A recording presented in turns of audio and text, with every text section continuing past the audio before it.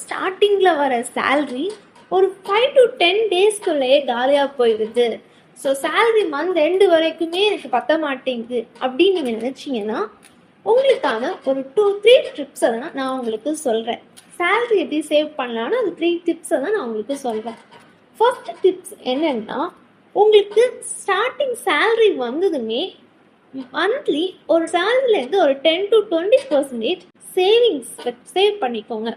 So இந்த saving என்ன ஆகும்னா, நீங்கள் சின்னதாக கன்சிஸ்டண்டாக மந்த்லி 20% or 10% சேவ் பண்ணிட்டு வரப்போ உங்கள் சேலரியிலேருந்து ஒரு 10 to 20 இயர்ஸ்க்கு அப்புறமா இந்த சேலரிலாம் சேர்ந்து ஒரு பெரிய அமௌண்ட்டாக உங்கள் கையில் கிடைக்கும்.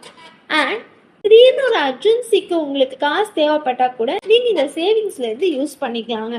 செகண்ட் டிப்ஸ் என்ன அப்படின்னா, சேலரி வந்ததும் பிளான் பண்ணுங்க. அந்த சேலரி எப்படியெல்லாம் யூஸ் பண்ணிக்கலாம், எப்படியெல்லாம் செலவு பண்ணலான்னு பிளான் பண்ணுங்க. பிளானிங்கிறது ரொம்ப இம்பார்ட்டன்ட். அதை விட இம்பார்ட்டன்ட், நீங்கள் பண்ண பிளான் அந்த பிளான் படி நடக்கலை அப்படின்னா அதுக்கு அல்டர்னேட்டிவ் சொல்யூஷனாக என்ன பண்ணலாம் அப்படிங்கிறதையும் முன்கூட்டியே பிளான் பண்ணி வச்சுக்கோங்க. இது ரொம்ப ஹெல்ப்ஃபுல்லாக இருக்கும். மூணாவது விஷயம் என்ன அப்படின்னா, காசு செலவு பண்ணுறப்போ ஒவ்வொரு வாட்டியும் ஃபியூச்சரிஸ்டிக்காக யோசிங்க. நான் இந்த காசு செலவு பண்ணுறதுனால உங்களுக்கு கிடைக்கிற பயம் என்ன, உங்களுக்கு கிடைக்கிற நஷ்டம் என்ன அப்படிங்கிறத யோசிச்சுட்டு அந்த காசு செலவு பண்ணுறதுனால உங்களுக்கு ஏதாச்சும் ப்ராஃபிட், அதனால எந்த ப்ராப்ளமும் இல்லை அப்படின்னா மட்டுமே அதை செலவு பண்ணுங்க. இல்லைன்னா அந்த செலவை தவிர்த்துருங்க.